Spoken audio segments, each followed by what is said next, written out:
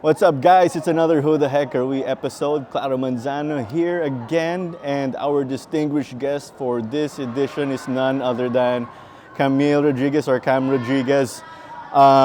Filipinas player, all of the above, you name it, right? Ang dami. We're gonna talk about that later. Kamusta? How's it going? Yeah. Good. I'm excited. It's the last weekend for PFL and we have worked together throughout the season. So very excited for the conclusion of something new, but also for you. This is your new season, so congratulations, Yeah, Clara. thank you.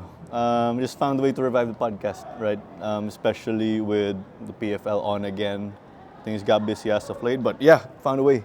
So make it work. Anyway, how have you been as of late? Dami, no? You're a commentator. You were in the coaching staff of Ateneo. Content creator / influencer, if that's what you call it. Am I missing something? Ate, friend, all-around driver, all of these little titles that, it's part of it. But yeah, I have really branched myself out. Still playing, I think that's important to note. Still playing and coaching as well on the field. Okay, so playing, that's with Kaya FC, and then coaching with Ateneo, right? I was gonna commentate a UAP men's football game. They send a text a few days before, and then it said, Analyst, Cam Rodriguez. Pero they said, Claro, teka, i-confirm ko lang kung siya yung analyst mo. But you ended up becoming a coach at Ateneo, so women's. Understandable, you can be a coach and commentator. Di pwede sabay. Biased. I understand you pursued coaching. There's no problem with that. Can you tell us about that? For sure. That opportunity just came up for right before UAAP season 85. My official role actually is a mental performance coach for the Ateneo women's football team. So basically, I am the support system of these girls mentally and emotionally. So as we know, athletes don't just train their bodies, but they also use their minds and emotions and the mental strength. Really, all these factors play into what competitive football is. And I'm just lucky that I got the opportunity to be that for my alma mater. Some of the girls that I coach there, although onti na lang sila, it was nice to reconnect and have them trying to connect again to my alma mater and for them to also learn from me, but also for me to learn from them. Parang may pagka-giving back, di ba? This was the school that took care of me and all that, the same team. Now you want to do the same, right? So you're carrying that role pa rin, role model in a lot of ways rather than just playing, uy, si ate ka maglalaro. But you're also doing that in like a coaching capacity. How does that work? Are you helping with the X's and O's, mental performance? Because I've heard of this before, but could you educate me? Can you enlighten yung mga viewers also who are new to this? For sure. All tactical and technical matters, labas ako dun. The coaches of the women's football team, sila bahala dun. Ako, yung support role talaga. So what that looks like is, getting to know the girls one-on-one before season, knowing what their goals are, what their strengths, weaknesses are, and most importantly, what their values are. And at the end of these interviews, I sort of put them all together and build the identity of the Ateneo women's football team that's coming from them. And that's the best kind of, starting point. So sports psych is such a huge concept, but I came into season 85 with the goal of helping them achieve their goals. So mapapatanong ka, ano nga ba yung goals nila? Ano ba yung importante sa kanila? Sino ba sila?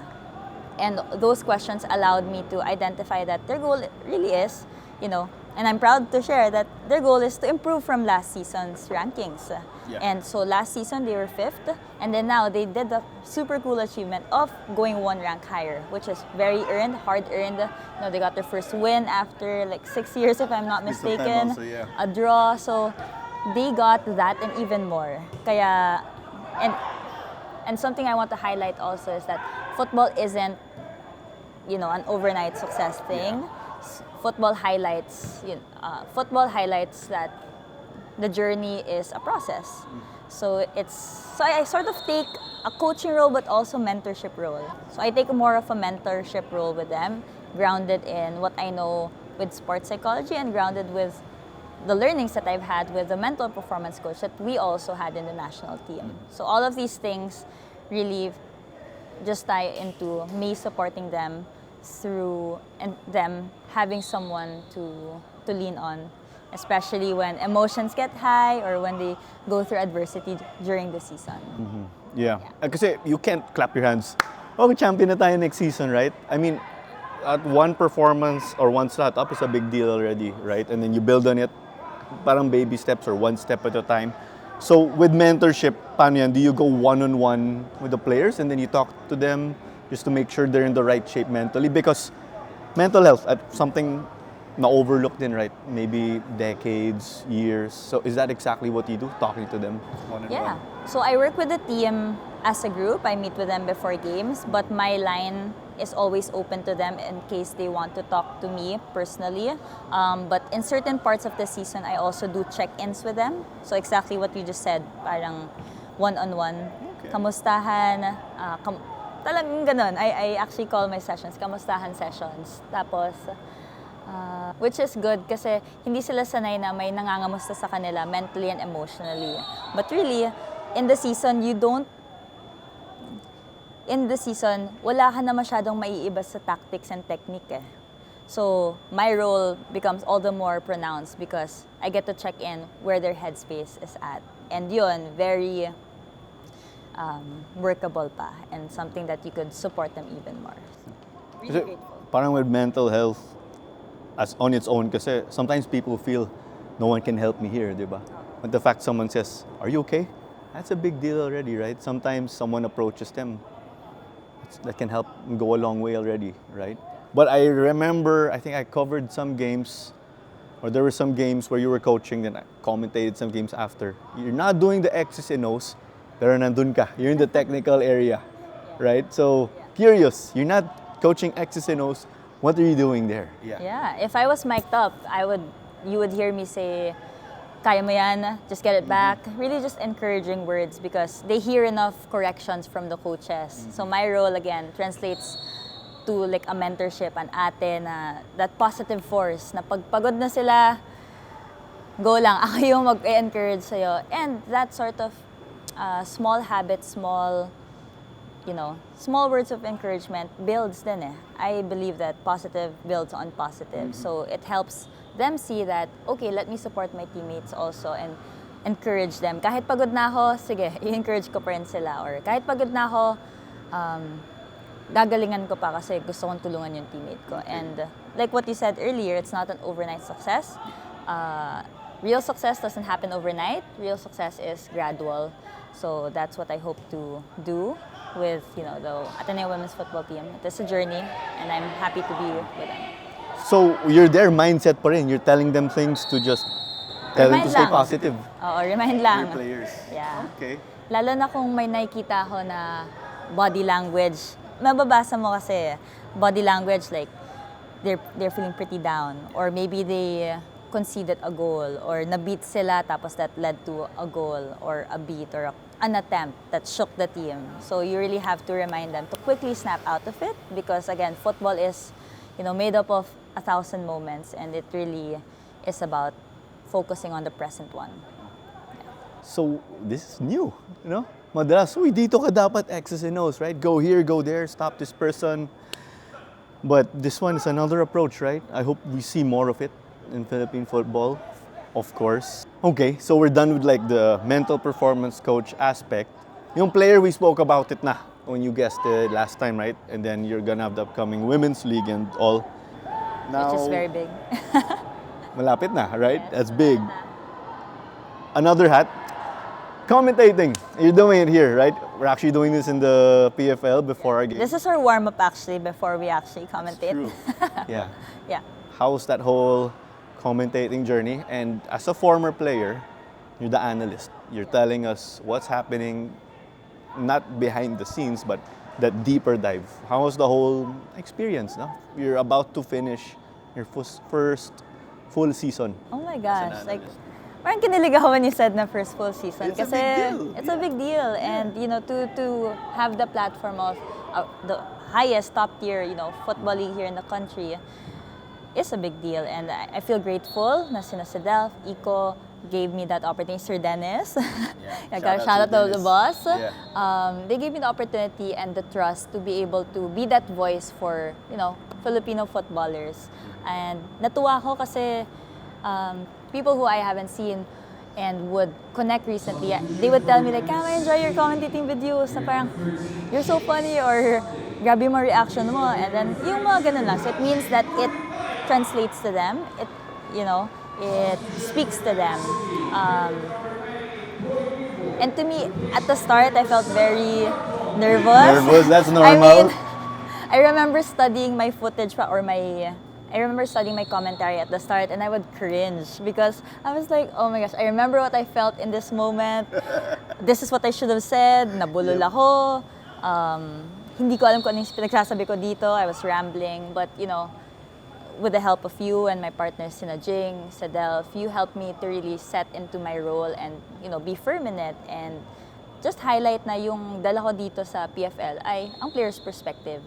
Kung ano nga ba yung nangyayari sa laro, and really grounding it to what could it possibly look like for these Filipino football players. And I think once I embraced that part, mas madali sa akin. Yeah, there's that part na, oh no, did I say the right thing? Because you have to like think quickly, no, on the spot, right? Minsan may gusto kong sabihin pero tapos na yung moment. Like, you want to say it, but you have to let go, then you have to focus on the next one. Yeah, I mean, part of the process din, di ba? Once you get more games in, more reps in, as we said. I remember you mentioned this, no? Baka off-air. You're doing your analysis, objective eh. Where being a player, sometimes you feel bad na you'll say, oh, maybe this player should have done better, right? You were talking about that once. Kamusta? Like, what runs through your head now? I feel bad I said this because something didn't work out for a team. Right. So what I'm discovering now is that my philosophy when commentating is highlighting what the player has done right and what they could have done better. And I feel confident because I've been to the highest level of football, right? Where in the Philippine national team, this is like an exercise for us, or we're expected to read film, watch our opponents, break it down, and basically do everything I'm doing as a commentator right now, but the only difference is I'm actually verbalizing it. So I guess it's two different skills that I had to get better at. So first and foremost, the reading the game, that comes natural to me. But the second skill, which is verbalizing it, was what I needed to work on even more. Kasi iba yung language ng commentating. So it's also, so I guess, so my journey with commentating really is about finding my voice. And I'm happy that I am starting to. I know I have a lot to work on pa, pero nakakatuwa yung challenge. Lalo na pag nagtatagalog commentary. Oh boy. Nosebleed. It's a struggle for me too. Pero nakita ko na Air kaya, Force, diba? Army game. Natuwa ako doon, Clara, legit. Parang Stress ako nun. ako pala natutuwa, ikaw na sa stress. I ran out of things to say. Kasi ikaw, di ba you were saying may bangko ka na mga puns, Air Force, military. Yes. Not in Filipino though. I brought the Top Gun puns for Air Force. Meron din for Army. I mean, there's a lot of movies there, no? That's what I brought out. Yeah. To survive yung Tagalog part. But we did our best. And I don't know if you remember, I would practice my opening line. It was Tagalog. I wanted to really practice it where ano ba yung sinabi ko? Isa sa pinakahihintay. So you wrote it down. I wrote it down and I made sure that I said it well because for me, when I open well, it helps me to continue on even better. Kaya isa sa mga pre-game routine ko, nagbabangko din ako ng mga sasabihin. Parang game lang. Start strong, you get the momentum going, right? It goes the same way. Let's add this. Your younger sister in the national team, Malia Cesar, when you commentate, 30 times as of late, siya yung pitch side reporter, right? How's that also working with her? I'm a proud ate. And you said you hate it when she calls you ate. I said know. it once off air. Yes. All the time when she says it. If she was here, she would like grin at me. Sayang Malia dropped by kanina behind the camera. Yeah. But proud ate, the first time she was on camera, I was just grinning ear to ear kasi hindi madali yung ginagawa niya na first game niya pa military versus Air Force. So yung mga na-interview niya, puro Tagalog sinacoach. Extra challenge.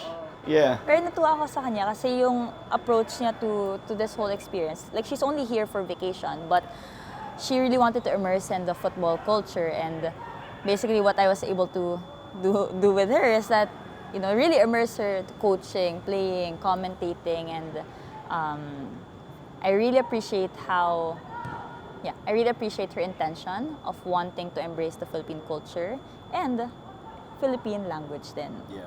Kung tetest mo yan, marunong na yan mag-Tagalog, di ba? She does. I just speak normally. Like, I'm here in the Philippines. I know Malia would understand also. Right. So yun, nagpa-practice siya. So, kaya ako proud ate. Kasi hindi madali na foreign roles. And then you're back home. So, a lot of adjustments. But she's such a trooper, kaya shout out sa kanya. But you can't call me ate pa rin. I was gonna say, and then let's wait after we finish recording. You're gonna kill Malia for calling you ate once. All right. And then with Malia, she was telling me, right, I interviewed her also previously. You went to Alon and Araw, right? Yes. That's the name I got from her. How was that whole experience? I remember sila yung grupo din. They came to watch you guys, the Filipinas, nung AFF 2022. Right here also in Rizal. Yes. Could you tell us about that? Yeah, for sure. It was a very meaningful trip back to Alon and Araw because they have been part of our journey the past 2 years. They were here watching the AFF live. It was a very meaningful trip back to Alon and Araw because, you know, these girls, they've been part of our journey, the Filipinas journey, throughout the past 2-3 years. And like what you said, nandito sila nung nanood ng historic, you know, AFF championships namin, diba? But even before that, they actually watched us qualify versus Chinese Taipei. That's so And nice. I mean, I can ask Gabby, my friend, who's the founder of Alon and Araw. She could share those photos with you and videos of them watching, cheering for us. And they even made like tarpaulins. So kahit na nasa Zambales sila, nag-cheer sila para sa amin. So very meaningful. Every time I visit them, they grow taller and taller. Oh, for sure. And the group keeps growing bigger and bigger. And we were there to coach them technically and did a bit of a sports psych session also, finding out about their identity. Advanced na pala. Mental then. Exactly, you're applying that. Yes. But still, yung beach football skills nila, they are so good. Oh. Kaya, Let's not be surprised kasi may beach soccer din. Let's not be surprised if Alon and Araw produces beach soccer play. tama, nagka-beach football tournament lang last May. I think si Beach Hut yun. Nag-all-girls beach football tournament. Me, Ina, Hailey, Bethany Talbot, we're actually invited there. And we were just talking about like, you know, 3 years ago, 10 years ago, when we started out at their age, we didn't have that. Yeah. It's really, really heartwarming to see the growth of these girls, but also the growth of sports and the different aspects of sports na, okay, hindi lang football, may futsal na rin, diba? May World Cup next year. Tapos may beach football na rin na segment. So, very exciting time. And I could speak for Malia also to say that that trip allowed us to remember like who we're doing it for. Yeah, there you go. Because Malia also shared that experience, which is great. So if you guys haven't caught the interview of Malia, yeah, do check it out also. It's right there on our page. And then, let's pretty much wrap up the one of many roles of you being a player, right? With Kaya FC-Iloilo, the women's team. There's the PFF Women's League, right? That's coming up. There's the AFC Women's Champions League, right? It must have been so big for you guys that Kaya will be the representative of the Philippines. Kasi kayo yung champion in the last Women's League, right? How was that? That's another big boost, right? To the game, the women's game that you're trying to grow. Yeah, it really is a boost kasi parang na-realize ko lang nung nag-reflect kami together as a players group that we are gonna be the first Filipino professional football players in the country. Facts. Like, even just saying that dream come true to us, it's a reality that we've worked towards, you know, that especially these past 3 years, but it's a reality that we didn't know could happen when we started out playing. But now, we could say that the girls in the academies, whether it be Bella, G8, STC. Like, these are girls who cannot now aspire to play amongst the best and represent the country at a club level. Yeah. So it's huge. So There's that extra purpose, no? I keep playing, I can be there, I can play there. I can be like Ate A, B, C, D, E. I won't put names because people will kill me for making you guys feel old by putting Ate in there. Anyway, that's what it's all about, right? The part of the path of inspiring people. at may path na talaga. Oh, Diba? yeah. Dati parang, yes, gagalingan ko kasi gusto ko magka-scholarship sa Big Five schools kasi sila yung nasa UAP. But now, it's a step even further. This is something that can be on a professional level, di ba? Na pwede kang maglaro at mamuhay bilang isang Filipino football player. While it is a very young opportunity, it is very exciting. Yeah, kasi, okay, college scholarship now. What happens after college? That's the answer. Tuloy yung pathway there. Then, your role I knew it. as a content creator / influencer. Could you tell us about that also? Ilang followers about? 10K followers? Congratulations. How's that? Influencer si Ate Cam. Uh-oh. Claro? Well, you are older than me. Fine. Let's do the math later. Yeah, off air. Oh, yeah, off air. Yeah. Really exciting kasi I see myself. Okay. Really exciting because from the start I've always loved creating. I've loved creating videos, I've loved talking. But now I get to do it on a bigger platform where people like listen to me and I have quote unquote influence over. Oh, Which yeah. is, diba, na-share ko yun sa'yo na, you know, so I'm not that comfortable to say influencer kasi nahiya pa rin ako pag sinasabi kong influencer ako or pag tinatawag kong influencer tulad mo. Pero, you know, when I think about it, there is power and responsibility and privilege to have influence over people. So sa lahat ng mga new followers ko dyan sa Facebook, salamat po sa pag-like. And a lot of it actually comes from my commentating reels. Interesting. So, yeah, super cool. And it's nice, you're a positive influence. Kasi may mga tao din, we're not naming anyone, parang wala naman sa football as a whole. May mga BI from time to time, di ba? But you're not on the list. So it's nice that there's a positive person, positive role model. Yeah. Diba? Thank you, Claro. And- Gusto ko maging positive. Yeah, for sure, Outcome. right? And kasama dun, growing the game, right? Yung mga 101s, people will learn about the Women's League, the PFL, the national team, right? So more people are drawn in. Ano to? Oh, okay. And then who knows? Is to search yung PFF Women's League page, right? Yes. And then, welcome to the community, Yes. right? We'll see people at the games. That's how they end up coming here. So to me, it's really about representation and having a face to what the women's football community is, what the commentating community is, what the PFL, what Philippine football is. And so at the end of the day, that's why I do what I do, because I want to be seen as someone who tries. I want to be seen as someone who just wants to grow the game. And like, you know this, it's always an open invite, diba, to come out here, and it's whatever role you can take, whether it's a spectator, like a photographer, videographer, commentator. Ang nakakatuwa ngayon, ang dami ng, you know, roles, diba? Yeah, a lot. Dami na. Ano pa ba? Dati parang either player ka lang or coach, diba? True. Or referee, or the technical aspect. But now, nakikita natin, mas dumadami yung community natin, and it looks different, which makes it even more. Yeah. There's the broadcast team, daming roles, graphics, commentators, cameramen, technical, and then there's the content creators, different forms of media, right? So dumami rin, became an opportunity also for sports to grow, right? So with all of that, we could say, yes, you're still playing, pero parang medyo sorted out if that day comes na you stop playing, right? Na you still continue to contribute to the game, kahit mental performance coach, commentator, so many options there for you. Parang you're being well-rounded, right? Exposing yourself to the different things. But when we get on with it, 5 years from now, where do you see yourself? Parang 35 lang ano. Okay lang. I feel like I will play as long as I can, as long as my body allows me. But definitely still in the Philippine football space. Like what you said, ang daming roles. And I see myself, so in 5 years, I see myself still contributing, still growing the love. Yeah.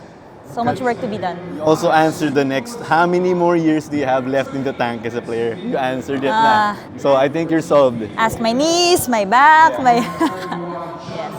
As long as I can. As long as you can, go lang, di ba? Right, because tedious din, right, to be an athlete. There's that whole discipline. It's not just, uy, I'm just gonna show up and play, right? There's a lot of training, staying in shape, right? So there's that discipline, as we know. The discipline aspect, and I think at one point you have to, have to live. You have to pay the bills. You have to create your own life. So being realistic, but also grounded in what you want to do. So it's a balance, and with the opportunities. Kaya nagda-diverse yung opportunities to grow the game because ang dami ng professions ngayon. That's true. But yeah, I think that does it for this interview. But to end, we want to give you the floor to say, I normally ask every guest, may fan club ba kayo?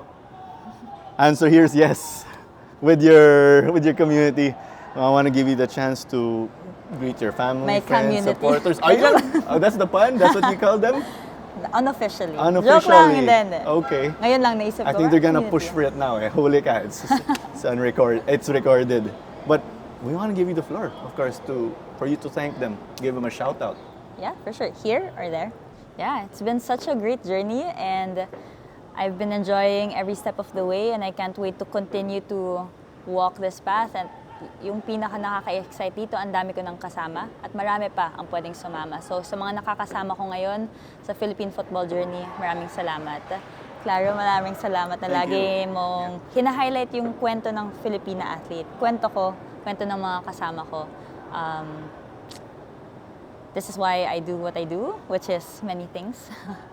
But this is why I do what I do. That's why I play. That's why I want to grow the game because of you. And thank you always to my family for always believing in me and supporting me. Thank you for, those my core people. Yung support system ko talaga. I haven't had the best year so far, but they've really been my rock throughout it all. And sa mga bago kong kasama sa Philippine football journey, welcome. Marami pa tayong ma-achieve. So stick with us, keep believing, keep supporting, and we'll be here continuing to elevate the game. Kaya maraming salamat, Claro. Fantastic. And that's it, no? But I want to thank you, of course, for your time also, for doing this interview. Right before a game, actually, we're going to commentate. A big thank you. Warm-up, sabi ko sa'yo. Yeah, to our boss, of course, to Delph, for allowing us to record. Shout out to Sir Dennis, too. And this episode is also co-produced with the De La Serna brothers, Stan and Nico. Can you guys come to the back and just wave in? Yeah, come, please. Yeah, you guys come to the back. The De La Serna bros, of course. We're Legends. co-producing this episode. But that does it for this one. Clara Manzano here, your host for Who the Heck Are We? Along with our distinguished guest for this episode, Cam Rodriguez. That does it. We'll catch you in the next episode. Bye-bye, guys. Thank you. Thanks, Clara. That Thank was you. good.